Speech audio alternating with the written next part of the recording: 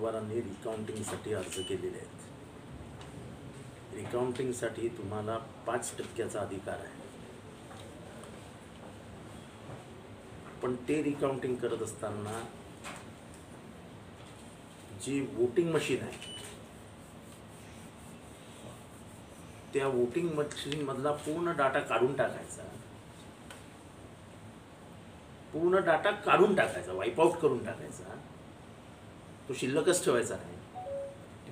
नवीन machine आणायची, म्हणजे तीच मशीन पण जुना डाटा नाही. आणि मग परत त्याच्यावरती मॉकपोल घ्यायचं आणि ते मॉकपोल घेऊन चेक करायचं की मशीन बरोबर आहे की नाही. जुना डाटा काढून नवीन डाटा चेक करायचा. हे उद्योग करायचंच कशाला? जे मशीन आम्हाला तपासायचंय तेच तपासू द्या ना.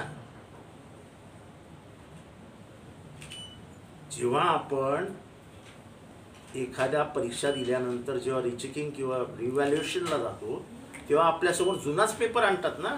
का असं सांगतात की आता हे नवीन प्रश्न घ्या, नवीन उत्तर लिहा, मग आम्ही बघतो कसं आहे तुमचं. काहीतरी लपवण्यासाठी म्हणून तुम्ही हे करताय ना. साधा प्रश्न आहे की मला माझं मशीन कसं चाललंय ते दाखवायचंय. तेच मशीन माझ्यासमोर दाखवा ना. बरे 5 दाखवा, 2 दाखवा, 4 दाखवा, पण जे मशीन ऑपरेटिव्ह होतं तेच ऑपरेटिव्ह मशीन आमच्यासमोर आणा. त्या सगळ्या मशीन्समधला डाटा वाईपआउट करणार. मग कशाला तपासायचे? फेर तपासणी करायचीच कशाला? हे सगळे लप्पाछप्पीचे उद्योग करताय कशाला? ट्रान्सपरन्सी का नाही? दुसरी गोष्ट, आपली जे ईव्हीएम आहे त्या ईव्हीएम मधलं सर्किट्स कुठल्या कुठल्या देशात मॅन्युफॅक्चर होतात? एकही मशीन अशी नाही की ज्याचे सगळे पार्ट्स भारतात बनले आहेत.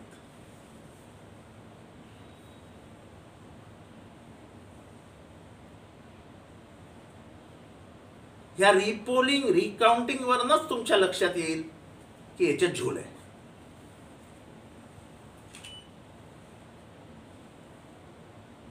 तुम्ही डाटा वाईपआउट का करता? तुम्ही चिठ्ठ्या ठेवता, व्हीव्हीपॅट मधल्या चिठ्ठ्या ठेवता आणि मेन मशीन मधला डाटा वाईपआउट करता. याचा अर्थ काय?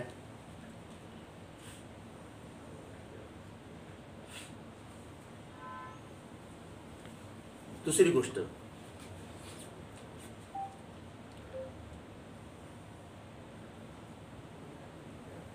9, 11, 3 आणि 5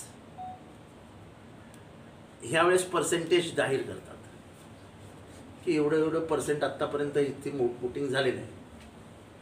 नंतर 7 आणि 9.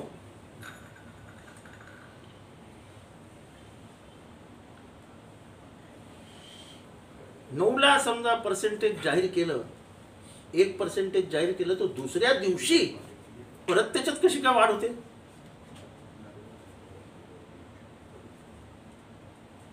खरं तर माझं मत असं आहे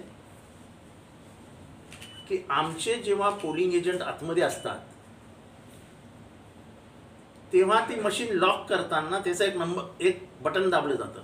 खटकन त्या मशीनमधनं बाहेर पडतात, एवढं एवढं मतदान झालेलं आहे. याचा अर्थ कॅल्क्युलेटरनी परफेक्ट फिगर दिली की समजा 1600 मतदान झालेलं आहे, म्हणजे ते मशीन म्हणजे कॅल्क्युलेटरच आहे. 6 वाजता मशीन बंद केलं, ते मशीन बंद केल्यानंतर 1600 आलं, म्हणजे पूर्ण दिवसाचं वोटिंग आलं.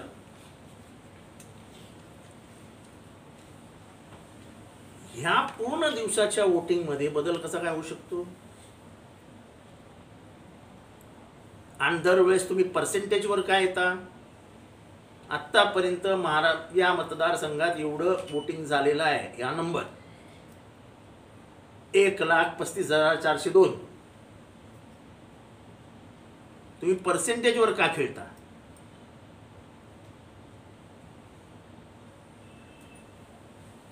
ह्या सगळ्यामध्ये ECIची इन्व्हॉल्वमेंट आहे.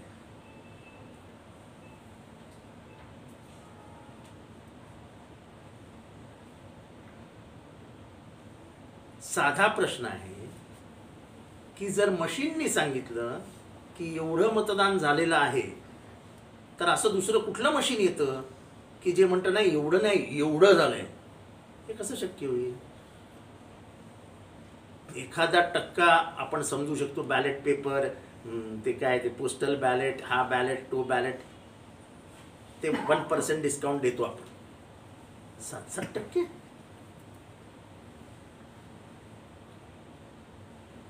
$70 लाख मतदान वाढू शकतं.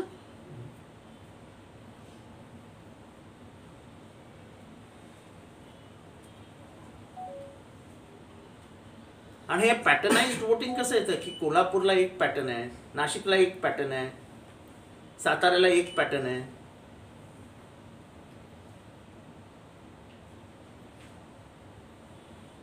जसं कॅल्क्युलेटर स्टँड अलोन मशीन आहे, तसं आपण व्हीव्हीपॅटला पण आपण ईव्हीएम पण स्टँड अलोन मशीन धरूया. साधी गोष्ट, कॅल्क्युलेटर आहे ते. 1+1 ला 2 आलं पाहिजे, 1+1 ला 2.5 येता कामा नाही ना.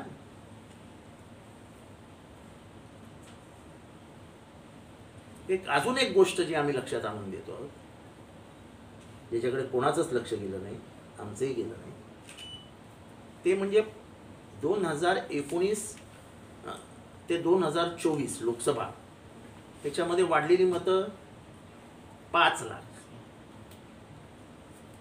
किती? 5 लाख. आणि लोकसभा ते विधानसभा वाढलेली मतं 46 लाख. 46 लाख. म्हणजे किती कामाची हे वाढवली इलेक्शन कमिशनने. एक तर त्यांच्याकडे स्टाफ नाही, अशी कुठलीही नवीन मशिनरी नाही. जी मशिनरी लोकसभेच्या म्हणजे त्या 5 वर्षात होती तीच मशिनरी घेऊन ते पुढे चालले. म्हणजे 46 लाख मतं वाढली कुठनं?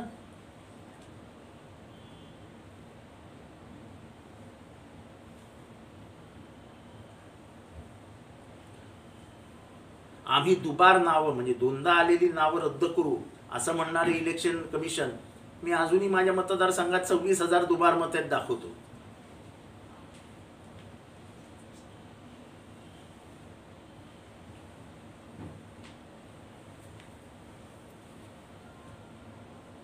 हा माझा प्रश्न एकच आहे की तुम्ही उमेदवारांनी पैसे भरल्यानं तुम्हाला 46,000 रुपये भरावे लागतात पर मशीन रिकाउंटिंगसाठी. तुम्ही फुकटात काही करत नाहीये.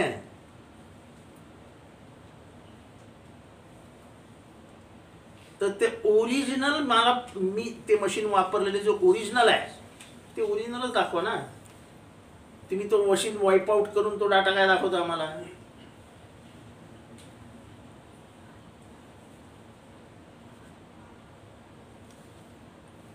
का आम्ही सकाळी बघितलेला नाही, ते मशीन सकाळी बघितलं आम्ही.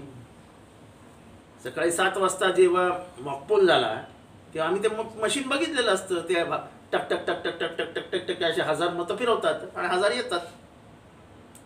जे गडबड आहे ती त्याच्यानंतरच आहे ना. तेव्हा ओरिजिनल मशीन ठेवा ना, जसं जे आहे तसं. तुम्हाला काही काय ते पुसून टाकायची.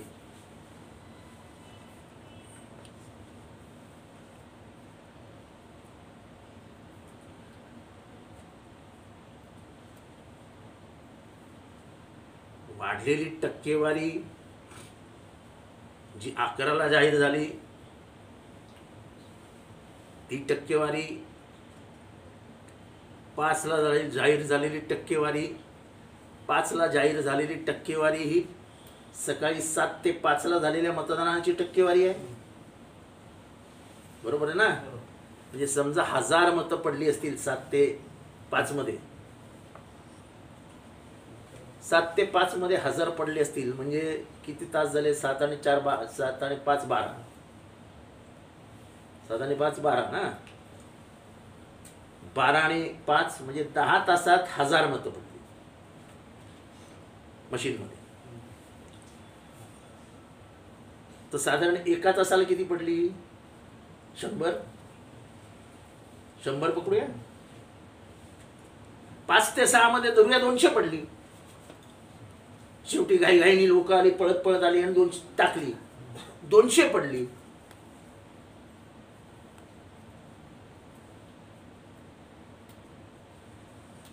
तरी 1100च मतं झाली ना. एका राज्यामध्ये 76 लाख मतं वाढतात.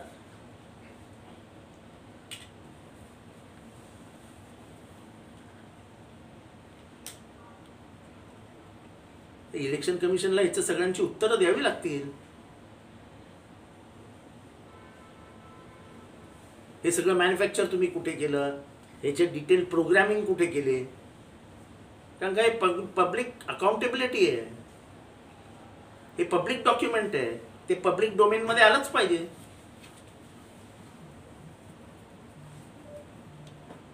आज जर आपण दुर्लक्ष केलं तर हा देश उद्ध्वस्त करून टाकतील.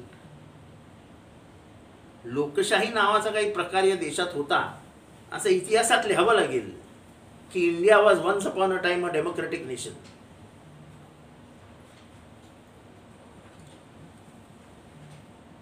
तेव्हा म्हणूनच मी तुम्हाला बोलवलं होतं की हे आज आता हे नवीन उघडकीला येतंय.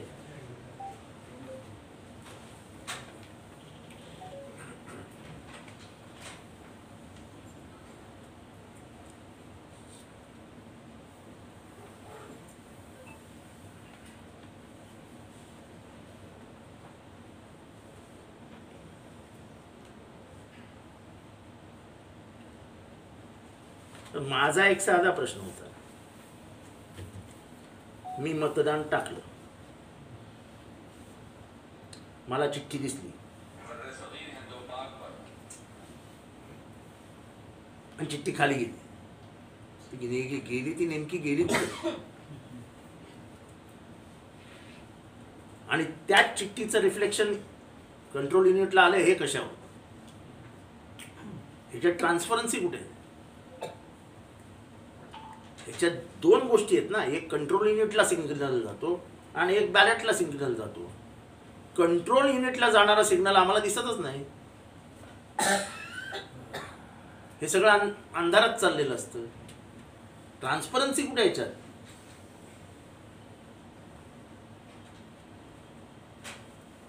आणि म्हणून मी उदाहरण देतोय, परत एकदा देतो की कराड उत्तर आणि पाटण 90,000 काय 935 का काहीतरी आहेत, 935 दोघांना एकच मत. 2 वेगवेगळ्या मतदारसंघामध्ये पराभूत उमेदवाराला तेवढीच मत. ह्या दैवी योगायोग मानायचं की काय?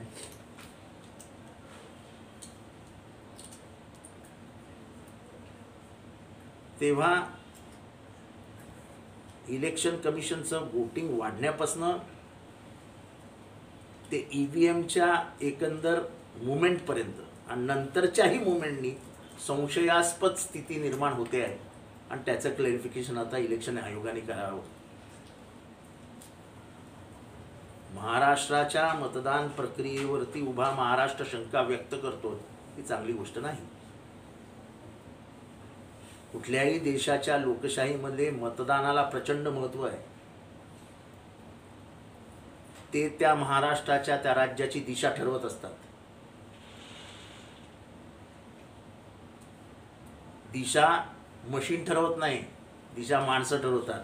पण माणसांना जी दिशा ठरवायची आहे ती मतातनं जाते. ती मतच समजत नाहीत. आम्ही असं म्हणत नाही की आता परत मागे जाऊया वगैरे, ते नंतर बघू काय करायचं. पण या मशीन्समध्ये तरी ट्रान्सपरन्सी आणा. मशीन्समध्येच ट्रान्सपरन्सी नसेल तर कसं चालेल? मी म्हणजे ट्रान्सपरन्सी म्हणजे मी उमेदवार आहे, मला 5 मशीन्स चेक करायच्या, त्या मी वापरलेल्या मशीन्स चेक करीन ना. तुम्ही म्हणत मॉकपोल घेणार, नवीन मशीनमध्ये नवीन कागद टाकणार आणि त्या कागदावरनं तुम्ही टेस्टिंग घेणार, तर मी काही येडा आहे काय? हा सगळा घोटाळा आहे आणि ह्या घोटाळ्याची अगदी शेवटपर्यंत जाऊन शोध लावला पाहिजे. त्याचं कारण असं, आपल्या पिढीने लोकशाही बघितली, पण आपण असं जर राहिलो तर आपली पुढची पिढी लोकशाहीपासून वंचित होईल. स्वातंत्र्यानंतर या देशाने सर्वात मोठं काय कमवलं तर संविधान आणि लोकशाही, मताचा अधिकार, व्यक्त होण्याचा अधिकार.